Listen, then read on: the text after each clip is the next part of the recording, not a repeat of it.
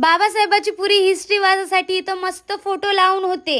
प्रत्येक एक फोटोवर त्यांची हिस्ट्री लिहून होती. हे सगळे फोटो पाहून मला मस्त चांगलं वाटलं होतं.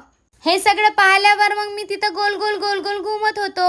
या दसऱ्याला कोण कोण गेलं मला कमेंट मध्ये नक्की सांगा. जो माझ्या चेहऱ्यावरची स्माइल तर काही कमी होतच नव्हती बाई. बाबा इकडं पाहत होतो, इकडं मस्त पेंटिंग सुरू होती. मस्त इथं लाकडाची दीक्षाभूमी बनवून होती. आपली आई माता रमाई. तर तुम्ही कधी येणार आहे? लवकर या. मला सांगा जो कधी गेले होते तर तुम्ही.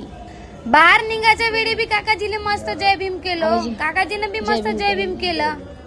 बाहेर पण मस्त छान मोठ्या मोठ्या मूर्त्या आहे ना. इथून बी मला जाऊशा नाही वाटे.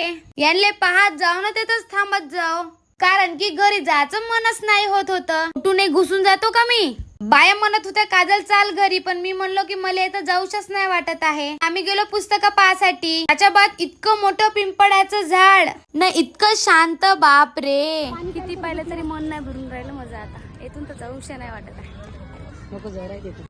बाया म्हणे तू येतच राह, आम्ही जातो म्हणे घराकडं. अरे हे पाहायचं तर राहूनच गेलं होतं, पण येणार अजून एक वेळा कधीतरी.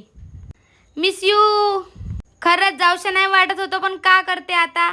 आम्हाला वेळ होत होता घरी जाले. नाही हे पोरग कोणाचं दवडलं. अच्छा हे कटप्पा वाटते. त्या काकाजी मस्त टाय बूट लावून जात होता. अजून तिथं 5 मिनिटं बसूनच गेलो न निघालो मग दुसऱ्या लोकेशनवर जायसाठी. तर भेटूया आता नेक्स्ट व्हिडिओ मध्ये.